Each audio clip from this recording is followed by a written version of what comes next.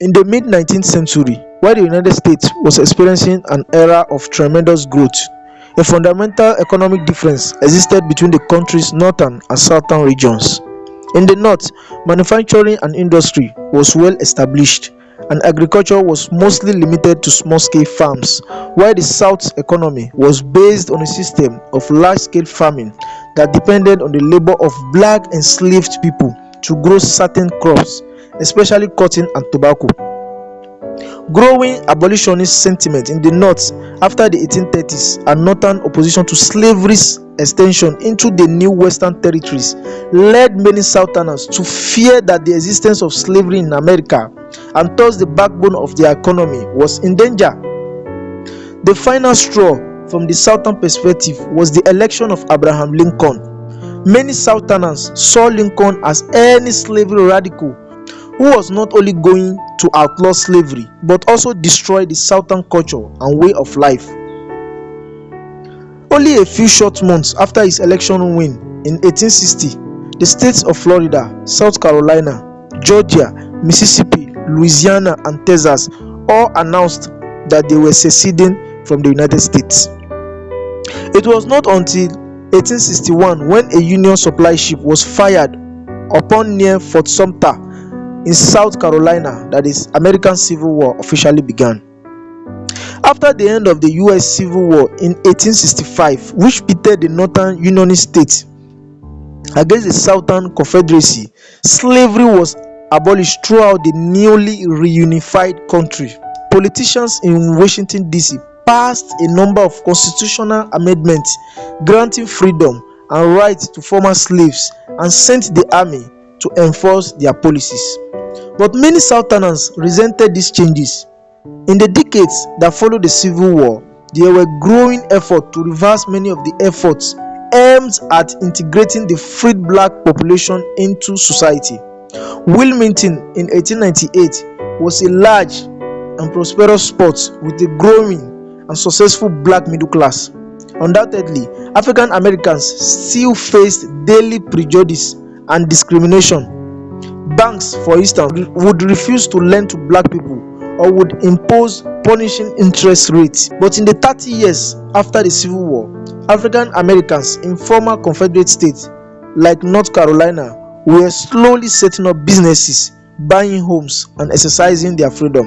Wilmington was even home to what was thought to be the only black daily newspaper in the country at that time, the Wilmington Daily Record. This growing success was true across the state of North Carolina, not just socially but politically.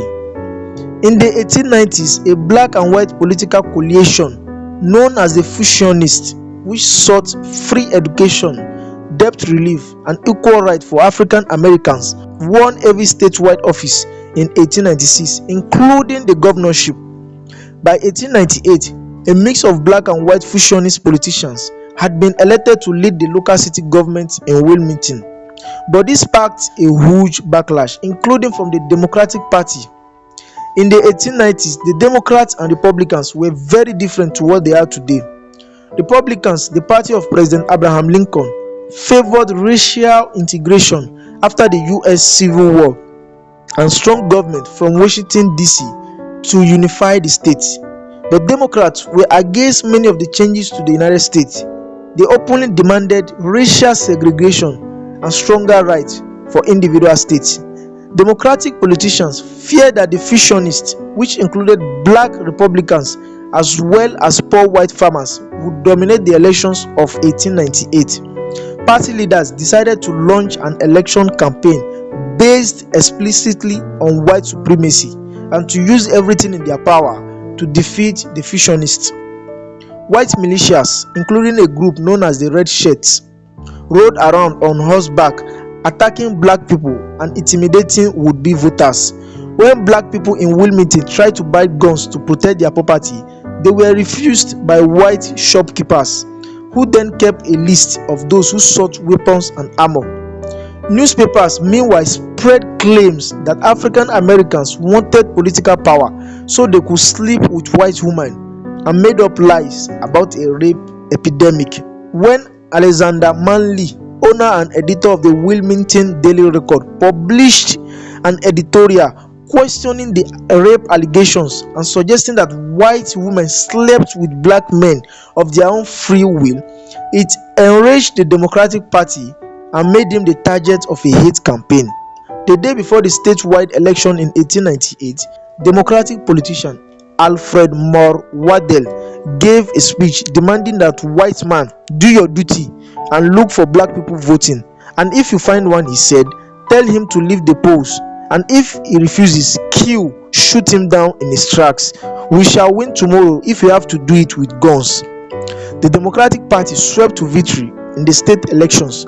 Many voters were forced away from polling stations at gunpoint or refused to even try to vote for fear of violence.